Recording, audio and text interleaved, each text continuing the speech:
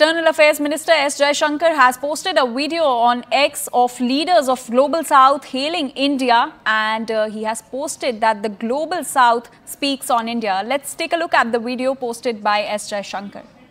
And I think the stars have aligned for India. India now has a seat at the table. And India is taking us on board. India is investing in humanity. When India is successful, they give you the tools also to be successful. I want India to know that the rest of the Global South is with you for that journey. And we are going to do it together. Together, we're going to make this journey for humanity. The fact that India itself, as a developing country, extends the hand of friendship to us is something that we are eternally grateful for. The fact that you are able to share with us, in spite of your own challenges, having to pull out millions, hundreds of millions of people out of poverty, but yet you have taken the opportunity to reach out to us. I personally want to thank you, the people and government of India, for reaching out to us at a time of such need. I also sort of do a double take when I heard the expression of vaccine diplomacy. I wouldn't call it that. I think it was just extending the hand of humanity. I think there are other countries involved in vaccine diplomacy, not India. I know that India is a country that's, historically very polite, and you will not say or ask for certain things. But I will say today that we believe that India is emerging as a very important player on global affairs.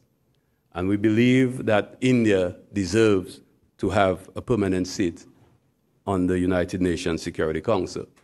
Ladies and gentlemen, bilaterally diplomatic relations between the two governments of India and Samoa were established in 1970.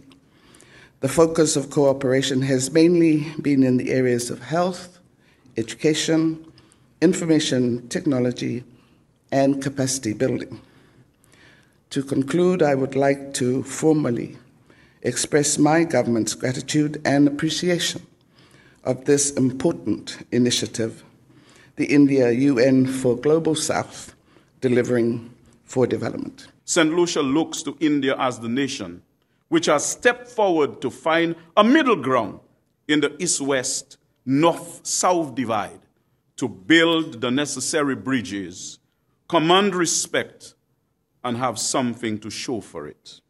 I must accentuate India.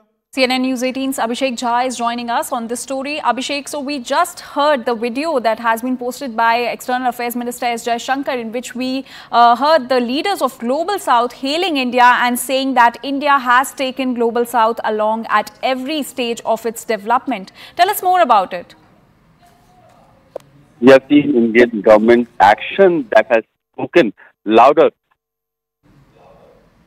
stronger in the hours of crisis, be it flood, be it rescue missions, or be it the COVID pandemic. We have seen when the world was shutting their eyes and doors from these countries, India did reach out to them with vaccine mastery, and that was kind of a huge relief for these smaller countries who could not develop their own vaccine or afford vaccines from the developed countries at a higher cost.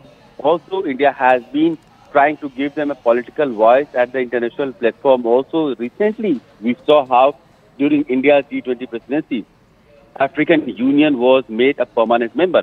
That should have been long overdue, and the world should have considered the fact that an entire continent is not part of the mainstream talk of developed nation. And this is what India tried to highlight by including African Union in G20 grouping, where now they will have